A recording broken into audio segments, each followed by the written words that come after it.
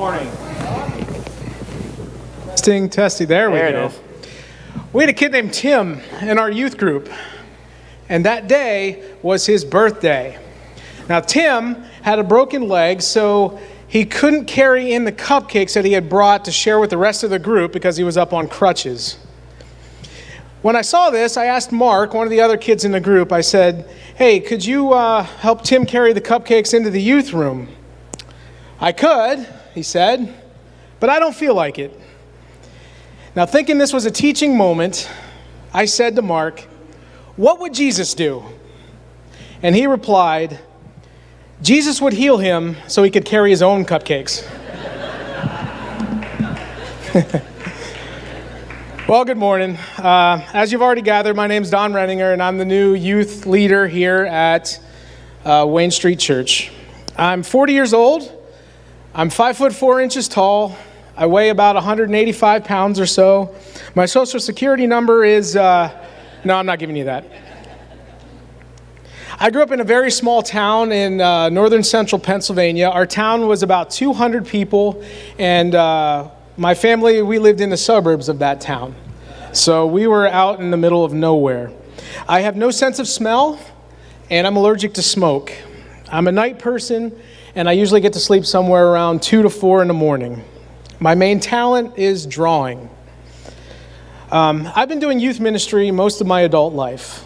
I went to college at Malone College in Canton, Ohio, and I started working with teens immediately at the local YMCA and with Young Life and as an intern at First Friends Church there in Canton. I had my own youth group in 2005, and I've been doing this ever since. I've also been coaching youth-level baseball, community-level baseball, and basketball since the year 2000, and I hope I can still do that here. I don't plan on quitting anytime soon. Now, as I think back on my life to this point, I see nothing but the blessings of God, although sometimes it didn't feel that way. My father walked out on our family when I was 5 years old, and my brother Matt was 4. Now, I got lucky because my mom married my stepdad about a year later, and actually, their 35th anniversary is coming up this year. I just thought of that. Better get them a nice present. But they married about a year later, and he became my dad. And my dad was loving enough to always be there when we needed him.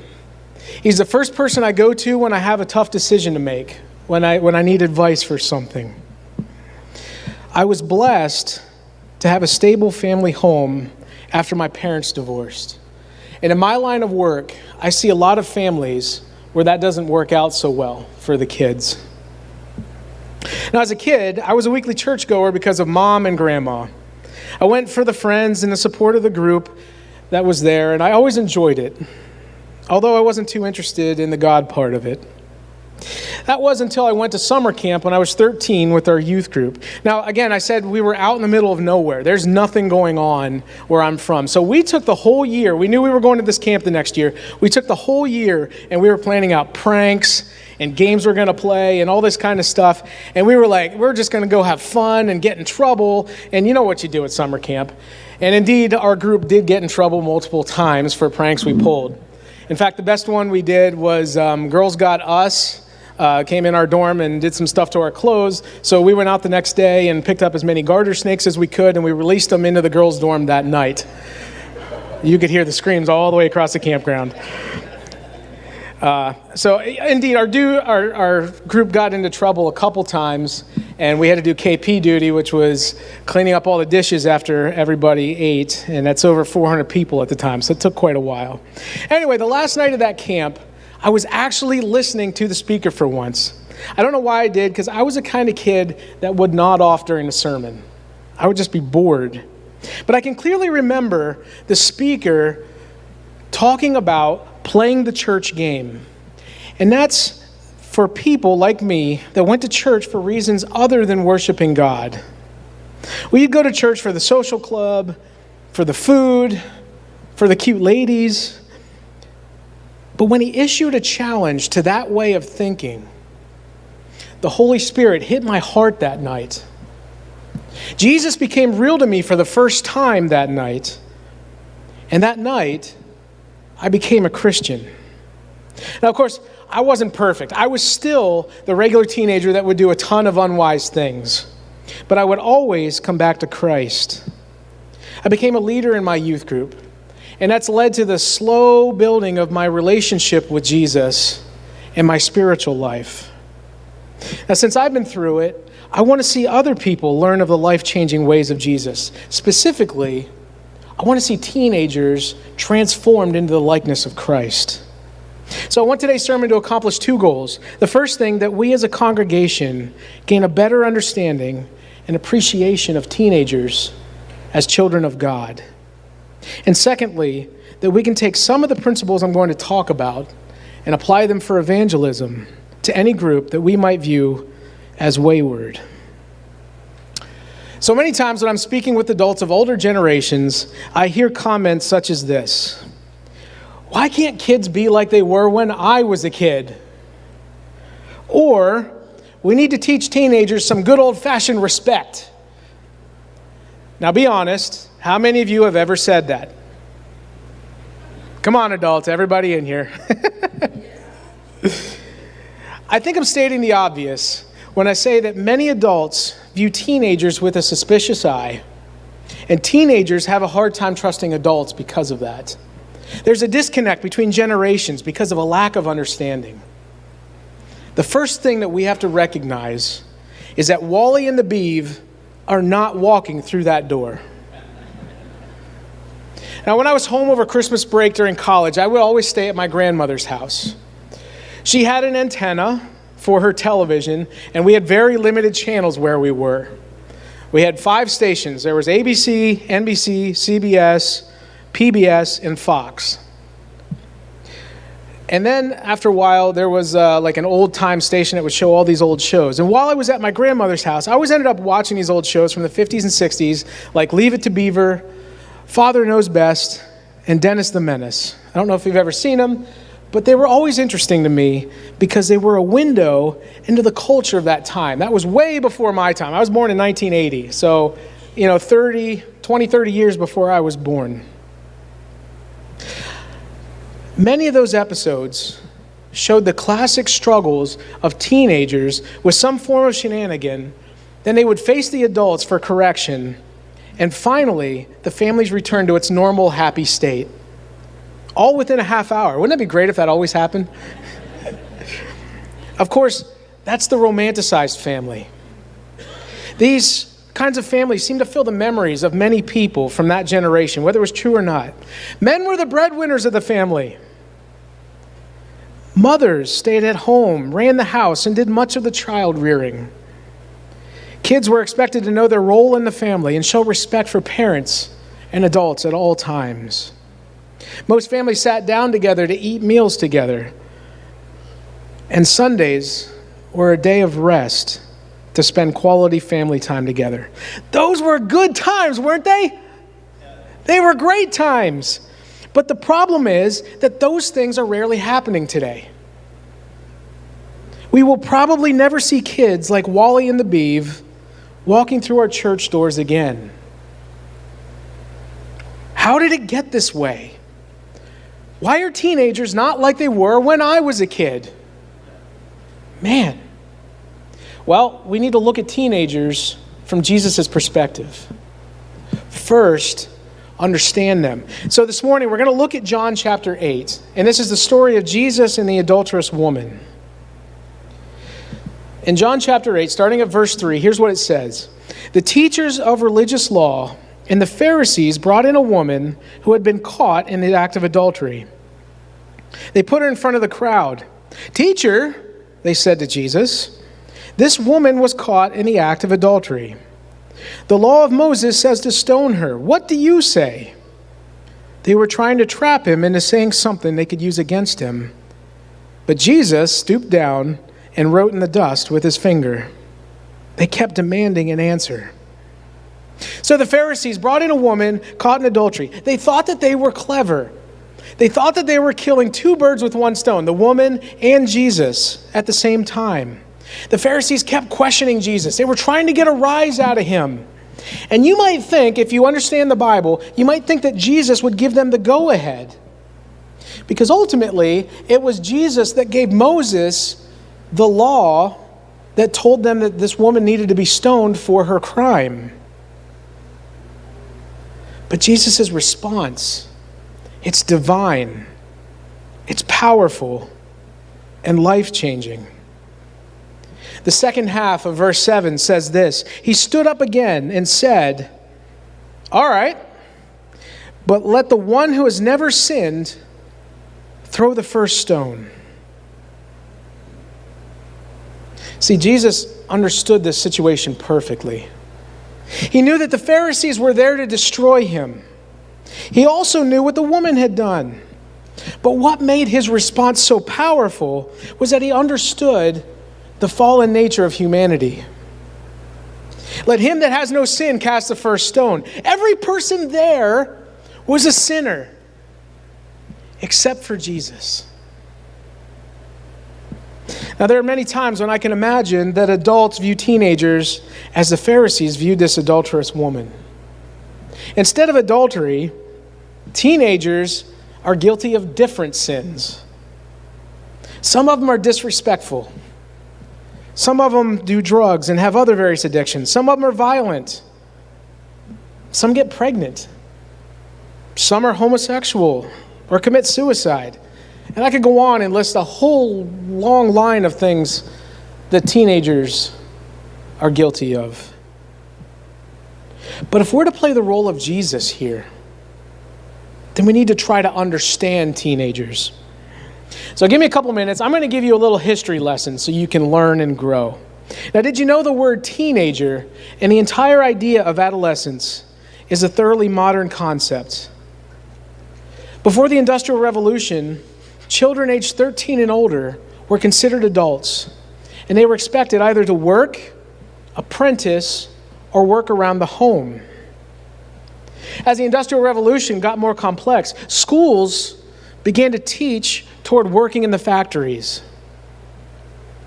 All this began to change in the early 1900s with child labor law reform designed to protect children from the harsh conditions of the factories. The word teenager itself was coined around the time of World War II. In the years following the war, our nation really began to change. The GI Bill allowed many to attend college for the first time.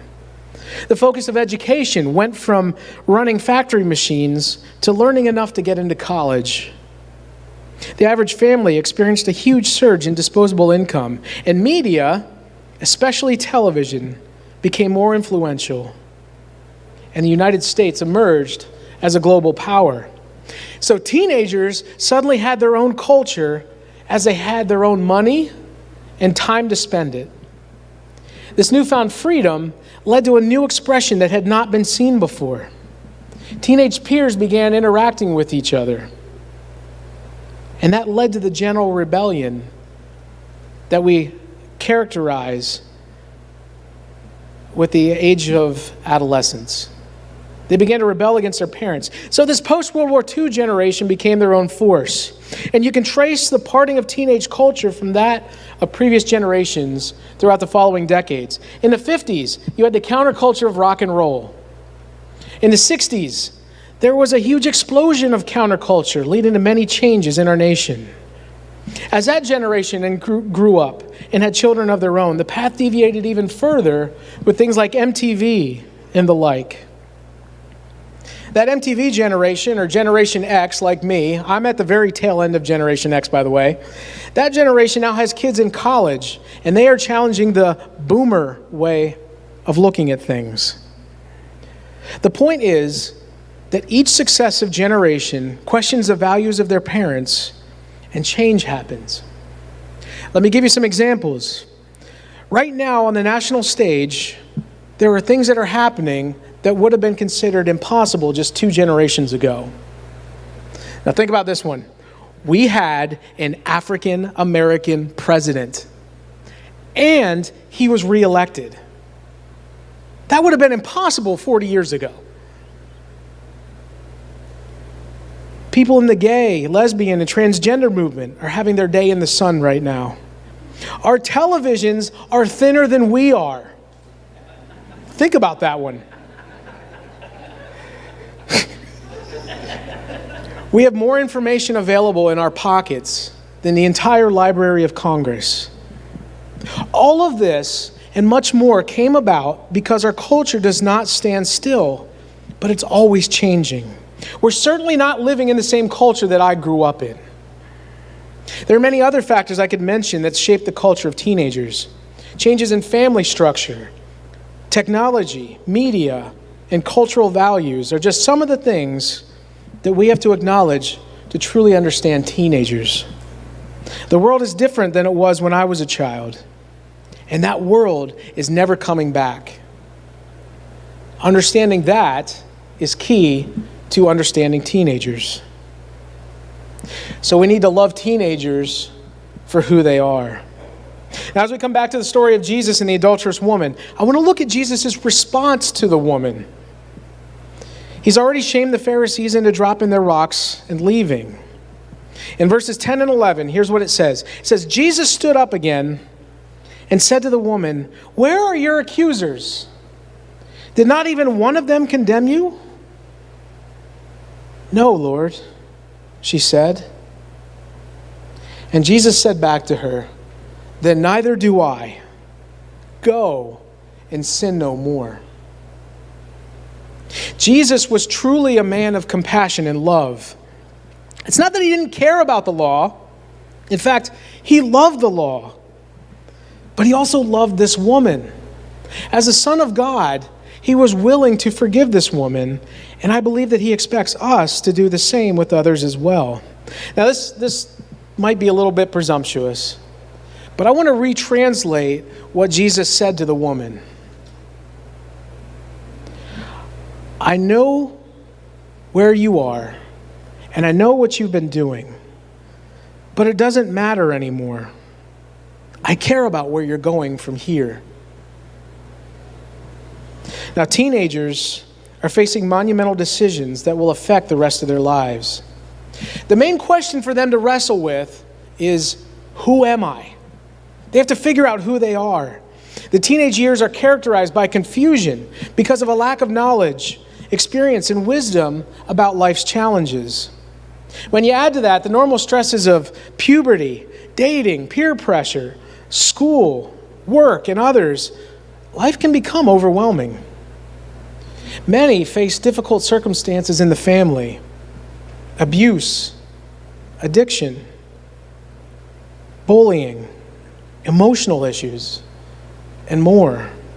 When you add all of that together, you might begin to get a picture of what teenagers are facing today.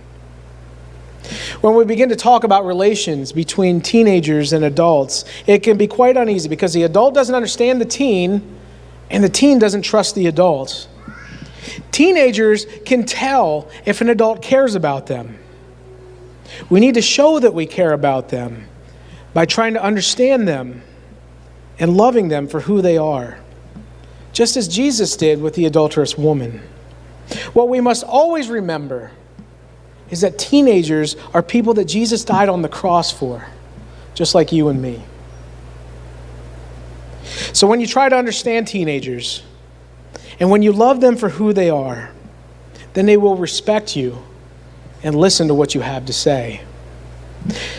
The Bible does not record the reaction of the adulterous woman to what Jesus had said, but I can imagine that when she was dragged into that square, that she was afraid of Jesus. Jesus was just another man there to accuse her. But when Jesus forgave her, a change happened. Jesus set an example of compassion and forgiveness for the woman.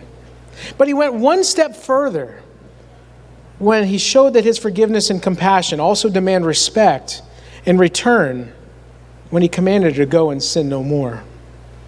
See, we will never reach this next generation if we begin from the perspective that they need to learn respect first. We cannot come to the table expecting teenagers will behave as you were taught as a child. The way that we can win souls for Christ is by beginning from the perspective of love and understanding.